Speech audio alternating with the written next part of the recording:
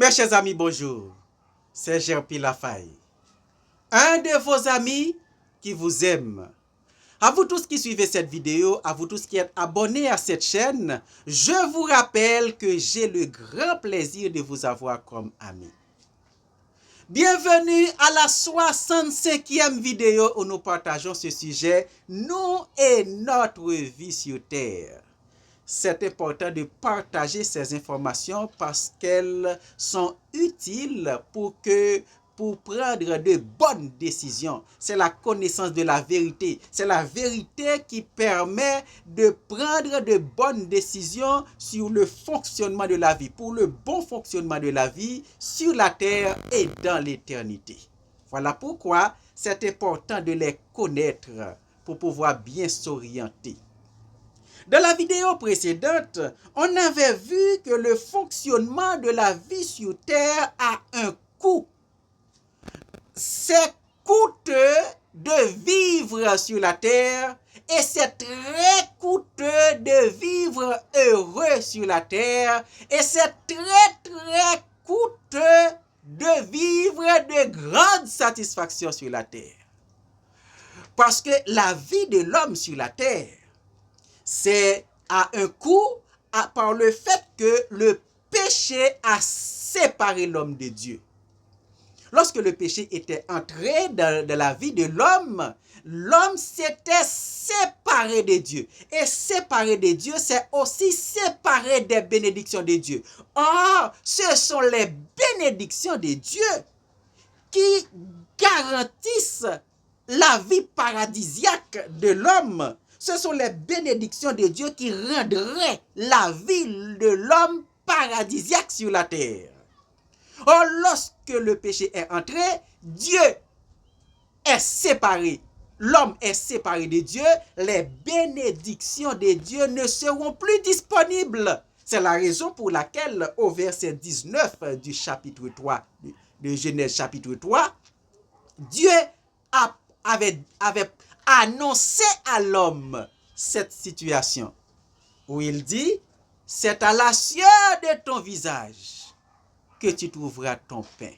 Et au verset 17, il a dit que le sol est maudit à cause de toi. Donc le péché a causé d'énormes dégâts dans la vie de l'homme. La mort spirituelle n'est pas une mince affaire. La mort spirituelle, c'est la séparation de l'homme de Dieu, où l'esprit de Dieu ne communique plus avec l'esprit de l'homme. Donc l'homme est mort spirituellement. Et puisque l'homme est mort spirituellement, les bénédictions de Dieu ne lui sont plus disponibles. Alors, la vie devient plus difficile, loin des bénédictions de Dieu, loin de la présence de Dieu, la vie de l'homme devient l'enfer.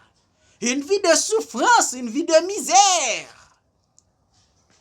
Et désormais, le sol devient rebelle, ne voulant pas donner ce qu'il devrait donner, et l'homme doit consentir d'énormes sacrifices tous les jours de sa vie pour pouvoir trouver son pain. Cela veut dire pour pouvoir avoir une vie sur la terre.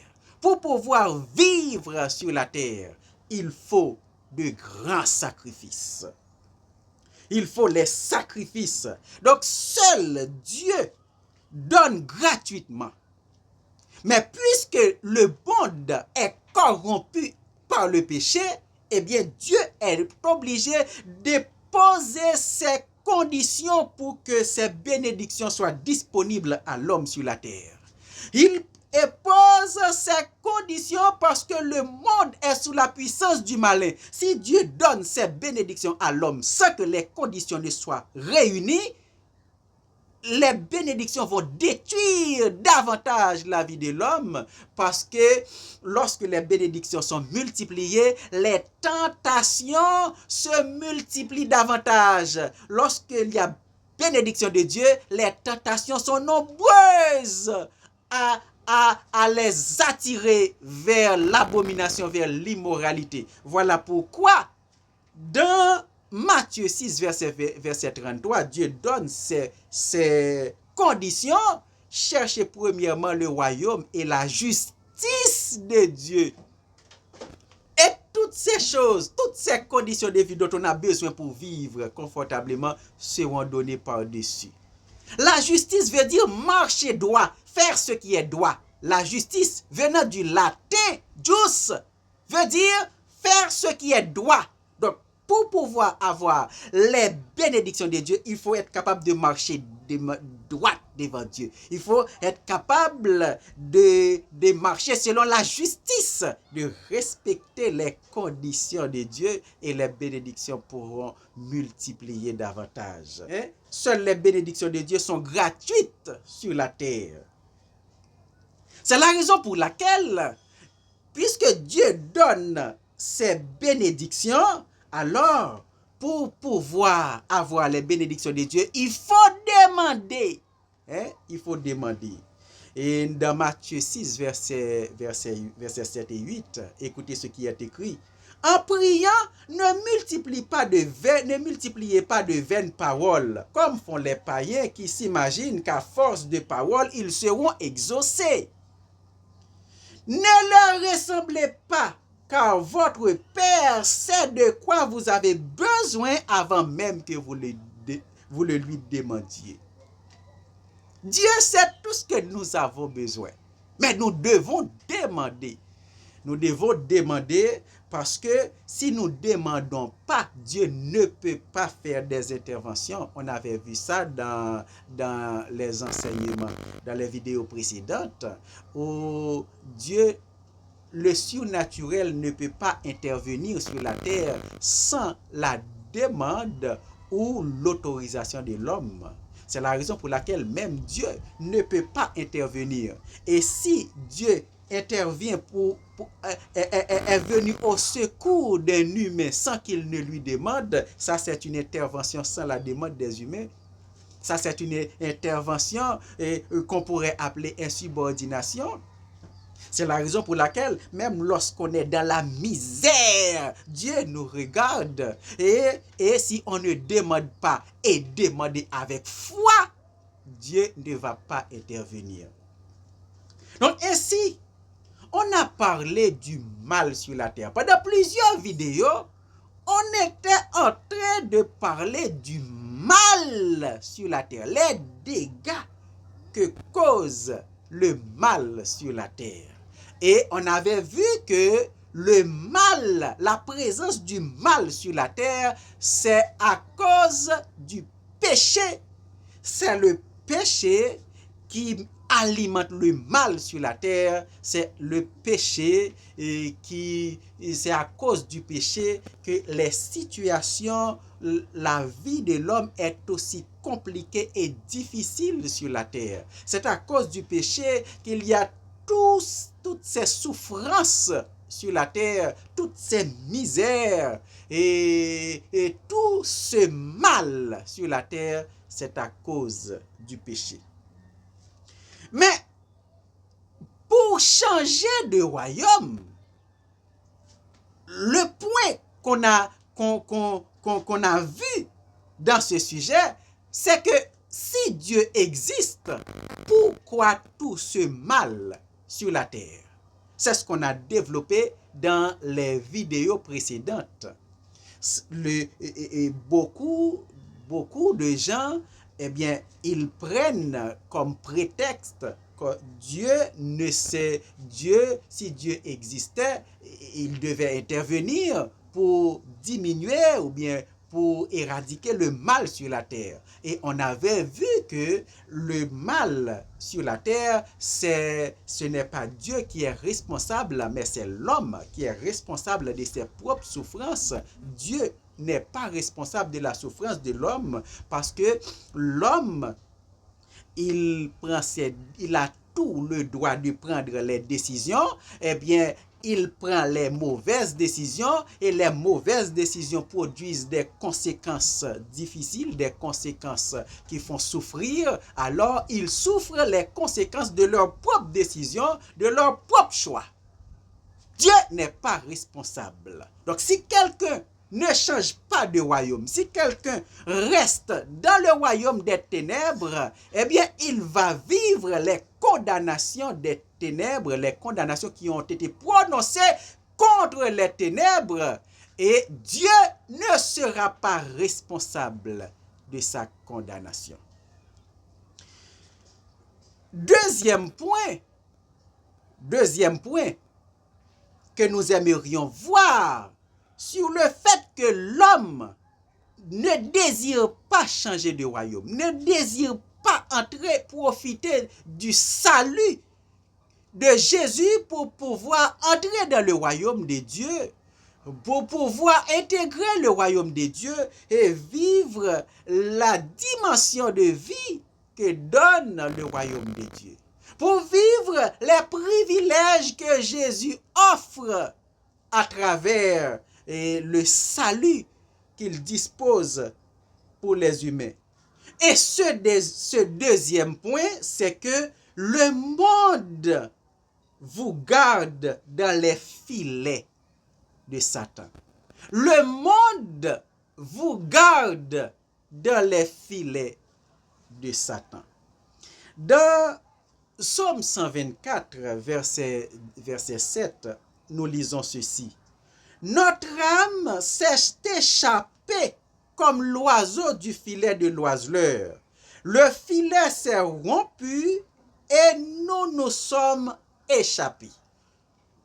Le monde, les humains sur la terre sont gardés dans le filet de Satan, sont gardés dans les pièges de Satan. Mais ce piège-là qui garde le monde sous la domination de Satan, c'est quel piège? Mais c'est encore le péché, c'est la condamnation. Pourquoi Satan est capable de garder l'homme, la créature de Dieu, la créature que Dieu aime sous sa domination? C'est parce que l'homme a obéi à sa voix et il a transgressé la parole de Dieu et maintenant l'homme est devenu son esclave. L'homme est devenu l'esclave de Satan et il le garde dans ses pièges. Mais Dieu, dans son amour, il n'avait pas abandonné l'homme. Il n'avait pas abandonné l'homme dans l'esclavage, dans la condamnation. Il avait fait un plan pour racheter l'homme, un plan pour réconcilier l'homme avec lui, un plan pour libérer l'homme de la condamnation ou bien de l'esclavage de Satan, de l'esclavage du péché. Et ce plan a coûté d'énormes sacrifices, ce plan a coûté beaucoup de temps de préparation et ce plan a coûté la souffrance et la mort de Jésus. Donc ce plan a été exécuté. Ce plan est déjà exécuté. Donc Jésus est mort pour que l'homme soit libéré. Pour que l'homme soit libéré. Eh bien, c'est la raison pour laquelle il est écrit, le filet s'est rompu et les âmes, ou bien l'âme des hommes peuvent s'échapper de ce filet dont Satan les gardait, des pièges dont Satan les gardait. Ils peuvent s'échapper pour retourner vers Dieu. Ils peuvent s'échapper des filets de Satan pour pouvoir réconcilier avec Dieu et réintégrer le royaume de Dieu. Il est possible pour que tous les humains retournent vers Dieu, pour que tous les humains soient réconciliés avec Dieu. Donc ce filet que Satan garde les humains, ce filet, c'est la loi du péché. La loi du péché qui garde l'homme sous la domination de Satan. La loi du péché. Mais le filet s'est rompu. Comment le filet s'est rompu? C'est que ce filet-là, la loi du péché qui gardait l'homme sous la domination de Satan, eh bien, là, cette loi a été effacée. Dans Colossiens chapitre 2, le verset 14, nous lisons ceci. Il a effacé l'acte dont les ordonnances nous condamnaient et qui subsistait contre nous, et il l'a détruit en le clouant à la croix. Il a effacé l'acte de la condamnation. Et maintenant, l'homme est libéré. L'homme est libéré. Dans Romains 8, verset 2, écoutez ce qui est écrit. En effet, la loi de l'esprit de vie m'a affranchi de la loi du péché et de la mort. La loi de l'esprit de vie m'a affranchi, nous a affranchi de la loi du péché. La loi du péché qui est le filet dans lequel Satan garde l'homme sous sa domination. La loi de l'esprit de vie nous a affranchis de cette loi. C'est la raison pour laquelle dans Jean chapitre 8, le verset 36, nous lisons, si donc le Fils vous affranchit, vous serez réellement libre. Eh bien, désormais, on est libéré. Jésus a donné la possibilité de se libérer de la domination de Satan. Mais dans Psaume 124, verset 7, il est écrit, notre âme s'est échappée comme l'oiseau du filet de l'oiseleur. Le filet s'est rompu et nous nous sommes échappés. Mais lorsque le filet est rompu par la mort de Jésus, est-ce que tout le monde est échappé? Est-ce que tout le monde s'est libéré? Dans Matthieu 7, verset 13, il est écrit, entrez par la porte, car large est la porte, spacieux est le chemin qui mène à la perdition. Il y en a beaucoup qui entrent par là. Et au verset 14, mais étroite est la porte, resserré est le chemin qui mène à la vie. Il y en a peu qui entrent par là. C'est-à-dire que même lorsque la loi du péché a été effacée, on est libéré de la loi du péché, les hommes ne se sont pas libérés de la loi du péché. Ils sont restés encore dans les filets de Satan. Ils sont encore restés dans les pièges de Satan. Mais maintenant, pourquoi sont-ils restés alors que c'est le lieu de la condamnation? C'est le chemin de l'enfer. C'est le lieu où la condamnation éternelle est encore pour les humains, pour tous ceux qui s'y trouvent. Pourquoi? Pourquoi tant d'hommes sur la terre sont restés dans les pièges de Satan sur le chemin de la condamnation de l'enfer? Eh bien, c'est que Jésus a donné la possibilité de s'échapper, la possibilité de se libérer. Mais Jésus ne libère pas, ok? Jésus ne libère pas l'homme, mais il donne possibilité à chaque humain. C'est pourquoi il lance l'appel. Venez à moi, vous tous qui êtes fatigués et chargés, je vous donnerai du repos. Et dans la grande commission qu'il confie à tous les disciples sur la terre, dans Matthieu 28, verset 19, il dit, allez, faites de toutes les nations des disciples, baptisez-les au nom du Père, du Fils et du Saint-Esprit. Il dit, allez, faites de toutes les nations des disciples. Ou du moins, que toutes les nations deviennent mes disciples. Et allez pour faire cela. Mais par quel moyen? Dans Marc 16, verset 16, Il dit, et que la parole soit prêchée à toute la création, ceux qui croient seront sauvés et ceux qui ne croient pas seront condamnés. Ah, alors, faites de toutes les nations, c'est partager, c'est prêcher la parole. Prêcher, conseiller à tous les humains de quitter, mais il n'y a pas de force. C'est conseiller, c'est prêcher la bonne nouvelle et que pour que tous les humains puissent changer de royaume. Puisqu'il n'y a pas de force, c'est volontairement tous les humains doivent partir du royaume des ténèbres et Satan, en tant que grand stratège, il prend des dispositions pour les garder dans ses pièges par des stratégies, par la ruse, par des stratégies, non par la force. Il n'a plus le pouvoir. Il était dépouillé de tout pouvoir sur l'homme. Alors, il va utiliser des stratégies. Il va utiliser la ruse pour pouvoir garder l'homme sous son emprise, sous sa domination.